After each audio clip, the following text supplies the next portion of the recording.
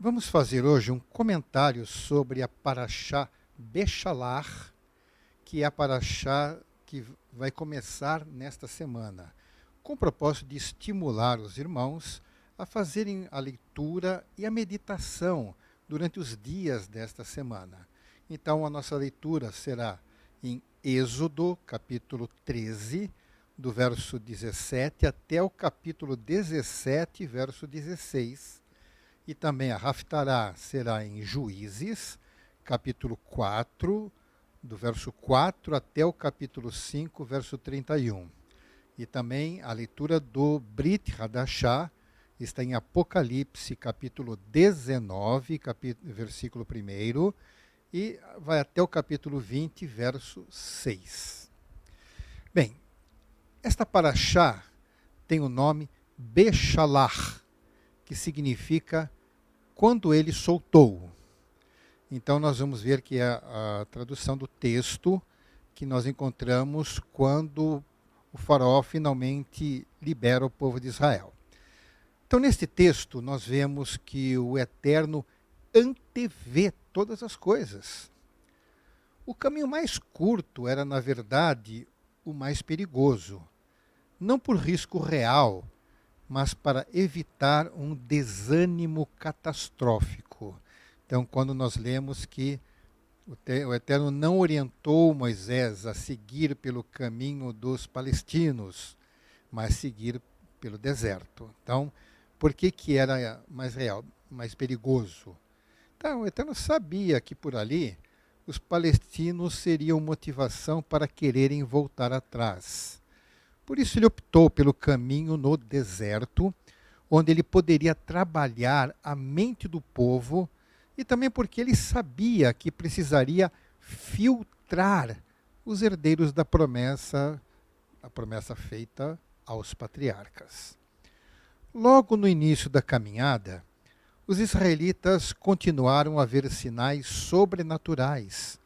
Foram as 10 pragas que eles foram poupados. Então, atingiram os egípcios, mas os hebreus foram poupados do sofrimento. Agora, uma coluna de nuvem ou de fogo lhes permitia andarem de dia e de noite. Tudo isso é relatado nesta porção. A dureza do coração do rei fez com que o Eterno glorificasse o seu nome através dele, com a sua cegueira odiosa. Ele não usou de bom senso e enviou o seu exército para a morte, mesmo sem que houvesse nenhum combate. Não houve embate nenhum soldado egípcio com nenhum hebreu. Todos eles morreram afogados. Quando as águas se fecharam sobre os soldados e os carros de combate, os israelitas passaram a confiar mais em Deus e em Moisés. E eles puderam cantar em honra ao seu Deus, mas o Egito só pôde lamentar tamanha tragédia. Apesar de tantos motivos para confiar no Eterno, o povo de Israel começou a reclamar a cada desconforto que sentiam. Isso foi motivo, vamos dizer assim, para estresse de Moisés, a não alegria do nosso Deus e castigo para o povo.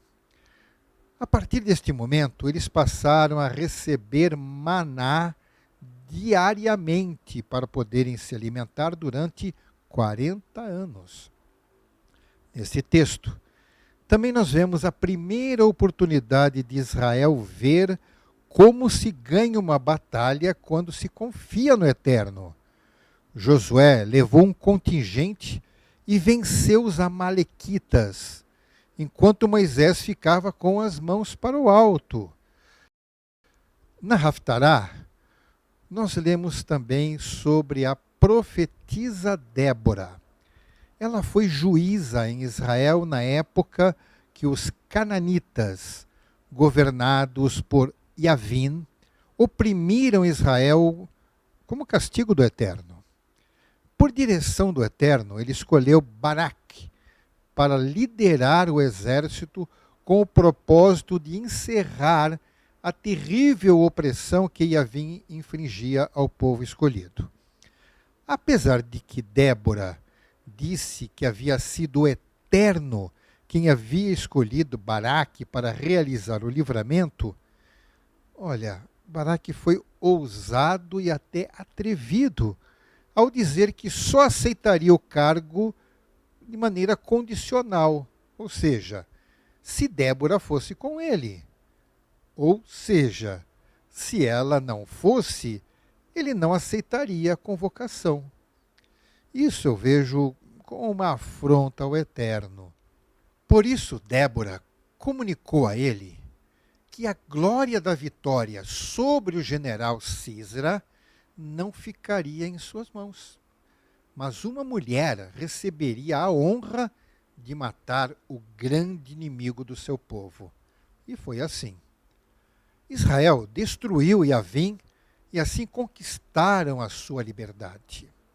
O cântico que Débora e Baraque cantaram pela vitória é bem significativo, mostrando que quando os arrogantes desdenham o Deus de Israel, eles pagam caro por isto. Já a porção do Brit Hadashah trata de forma como o Eterno age quando existem injustiças no meio da humanidade, principalmente quando ela é contra aqueles que creem em Yeshua. Da mesma forma como ele fez no passado com Israel, ele fará no futuro com a família dos salvos. Os perseguidores serão punidos com severidade, e os filhos de Deus usufruirão da justiça do nosso Criador. Sempre glorificaremos o nosso Deus, cantaremos as suas vitórias, e os reis da terra nunca terão motivos para se gloriarem das suas injustiças, mas todos prestarão contas ao nosso Criador. Faça uma boa leitura da porção da Parashá desta semana e, sem dúvida, o Eterno trará bastante edificação para a sua vida. Que o Eterno abençoe. Beshem Yeshua HaMashiach. Amém. Ve amém.